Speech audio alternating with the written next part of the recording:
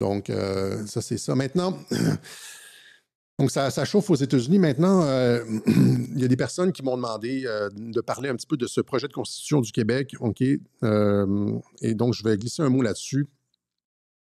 Projet de constitution du Québec, il y a un espèce, au Québec, il y a une espèce de renouveau de la souveraineté, une espèce de petite montée du nationalisme. Et le parti au pouvoir, la Coalition Avenir Québec, a décidé de proposer un projet de constitution. Mais pour les Français, ça ne se termine pas ici. C'est pas parce que je parle du Québec que vous devez fermer l'émission immédiatement. Je vais expliquer un certain nombre de choses qui valent pour tous les pays. C'est toujours ce que j'essaie de faire. J'essaie toujours non pas de rentrer dans le particulier, mais d'aller vers l'universel, de faire en sorte qu'on puisse comprendre les régularités. Donc, je vais utiliser l'exemple de la Constitution du Québec.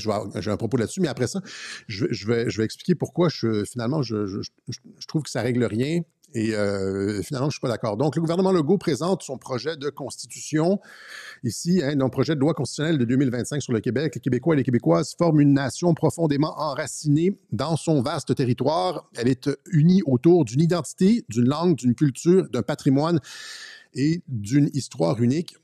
C'est bizarre. Quand tu dis ça, tu es tout ouais. Mais finalement, on est en train de détruire tout ça quand on enlève les crucifix partout avec la laïcité et le multiculturalisme. Là, ils disent, dans le projet de loi, ils disent non. Dans la Constitution, ils disent on prend nos distances du multiculturalisme anglo-saxon, canadien, etc. Nous autres, c'est le modèle d'intégration, mais il n'y a pas d'intégration, c'est-à-dire que c'est juste du fucking blabla. Rappelez-vous, depuis que Gérard Bouchard, avec la commission sur les accommodements raisonnables, là, on parlait du modèle interculturel. C'est pas multiculturel, c'est interculturel. Qu'est-ce qui se passe depuis? Il se passe rien. On est rendu avec des prières de rue. C'est comme, ça fonctionne pas. C'est du fucking blabla d'universitaire. À partir du moment où est-ce que tu rentres, tu te fais rentrer 300 000 personnes par année au Québec, là. Et puis là, il y en a, c'est plus juste Montréal, c'est partout, c'est fucking Rouyn-Noranda, je veux dire, c'est toutes les petites villes, Granby, Sherbrooke, Saint-Lin, Sept-Îles maintenant, il y a des mosquées à Sept-Îles, c'est comme... Ça ne sert à rien de parler de ces trucs-là, c'est du verbiage de baby-boomers qui vont... Et pas juste de baby-boomers, mais disons d'une génération qui va bientôt disparaître, tu sais, et qui va être remplacé par un Québec, comme partout en Occident, un Québec qui aura perdu ses racines. C'est ça qu'on est en train de voir. Là. Avec l'immigration de masse, on est obligé on utilise la laïcité pour dire c'est un territoire neutre, etc. Mais c'est pas ça qui se passe dans la réalité. C'est pas ça qui se passe. Et ça nous attire juste une destruction de l'identité. Donc, donc, c'est ça. Ici, dans la Constitution du Québec, il y a des trucs complètement ridicules dans le genre, vous voyez, protéger le libre choix des femmes d'avoir recours à l'avortement. Dans la Constitution, imagine-tu, là, dans la Constitution, il y a par exemple, au Japon, il y a de l'avortement. Au Japon, ils n'ont pas besoin de mettre ça dans la Constitution. Je veux dire, partout en Europe, il y a de l'avortement, on n'est pas obligé de mettre ça dans la Constitution. Le truc, c'est que tu mets ça dans la Constitution, ça devient un droit inaliénable. Et là, tu peux dire, genre, tu sais, quand tu es rendu à 9 mois de grossesse, genre, si ton enfant, il fait des sourires, puis il donne des coups de pied, puis il entend, puis il réagit, puis, tu sais, dans ton ventre, ben, non, j'ai perdu ma job, ça va être difficile, là, je le sens plus du tout. Et donc, ça donne un droit, mais indépendamment de ça, c'est mettre ça dans une constitution, ça nous... on serait comme probablement le premier pays avec ça, tu sais, rentrer des trucs complètement ridicules dans la Constitution. Après ça, c'est protéger le droit des Québécois et des Québécoises à mourir dans la dignité, d'avoir recours à l'aide médicale à mourir.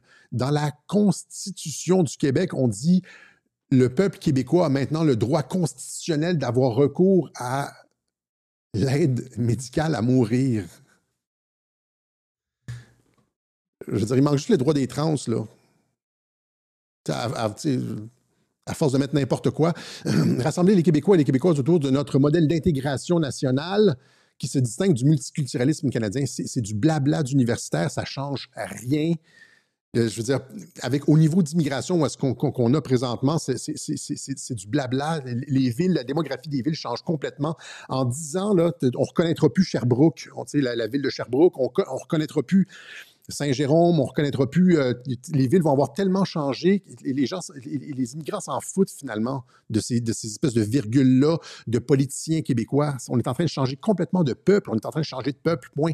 Et quand ils disent ici, autour d'une identité, d'une langue, d'une culture, d'un patrimoine et d'une histoire unique, ils s'en foutent complètement. Beaucoup, pas tous, là, il y a peut-être 10, 15, 20%, je sais pas, qui sont super contents et qui veulent participer, etc. Mais le volume est tellement élevé puis on n'est tellement pas sélectif que quand tu es rendu avec tu commences avec 500 personnes dans une ville, mettons à Rouyn-Noranda, puis là, 10 ans plus tard, tu es rendu à 25 000.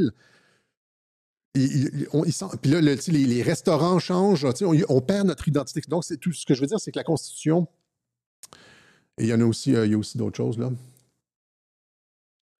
Laïcité de l'État, etc. C'est que finalement, la Constitution va rien changer. C'est finalement endormir la population avec un succès d'année identitaire, parce qu'il y a un petit regain identitaire, là, pouf, pouf, on parle de référendum et tout. Mais le problème existentiel, c'est la question du remplacement de population. Parler de constitution ou de trucs comme ça, d'un troisième référendum, c'est comme si tu venais de te faire tirer une flèche dans le ventre. Puis le problème, c'est ça. Là. Le problème, c'est la flèche dans le ventre. Tu es en train de mourir. Là, notre identité, notre culture, notre langue, notre identité, le fait qu'on soit enraciné, notre passé, notre histoire est en train de disparaître par un remplacement de population. Ça, c'est la flèche dans le ventre. Puis là, après ça, tu es en train de dire « Ouais, j'ai oublié d'acheter du lait. » C'est comme « Désolé, chérie » ou bien « Vérifierais-tu si... j'ai fermé les lumières de la voiture. » C'est comme on s'en calisse du reste parce que le remplacement de population est tellement rapide au Québec qu'on est en train de tout perdre. Là, okay? Et donc, laïcité, c'est destruction de l'identité et des racines. Égalité homme-femme, finalement, ça va nous servir parce qu'il y a ça dans le truc, égalité homme-femme. Encore une fois, dans la Constitution, on se demande ce que ça fait là. Ce que ça va faire, évidemment, c'est qu'on va imposer des quotas de femmes sur des comités directeurs ou chez les pompiers, à la police, etc. Ça va donner... ça va faire encore une fois, c'est du gauchisme excessif. Et ça va être utilisé par la suite, ces valeurs-là, ça va être utilisé pour endoctriner les enfants à l'école. Et donc, les gens qui disent « Ouais, non, mais on peut changer la Constitution quand... » Non, ça va être utilisé pour les 10, 15, 20 prochaines années pour endoctriner les enfants à l'école aux valeurs de Québec solidaire, du marxisme. Tout ça pour dire que c'est pour ça que j'ai aucun intérêt particulier pour cette constitution du ultra-gauchiste québécoise qui ne règle rien, qui ne règle pas le problème principal.